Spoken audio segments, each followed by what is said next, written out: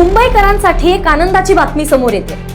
मुंबईची लाईफलाईन म्हणजेच मुंबईची लोकल ही रोज अनेक प्रवाशांना त्यांच्या स्थानकापर्यंत पोहोचवते।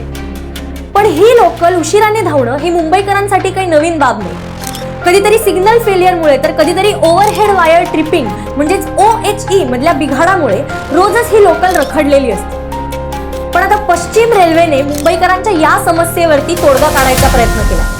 पश्चिम रेल्वे आधुनिक ड्रोन तंत्रज्ञानाची मदत घेणार आहे। वेगवेगळ्या कॅमेराज आणि सेन्सर्सने सुसज्ज असं हे ड्रोन आता ओव्हरहेड वायरवरती हवेतनच निरीक्षण करणार आहे। आता याने काय होईल तर हे सगळे तांत्रिक त्रुटी आणि ओव्हरहेड वायर मधल्या बिघाडांना आपल्याला त्या घडायच्या आधीच नियंत्रित करता येणार। या तांत्रिक त्रुटींचं निरीक्षण करण्यासाठी दर रविवारी मेगा ब्लॉक घेतला जायचा, ज्यामुळे अनेक प्रवाशांची गैरसोय व्हायची।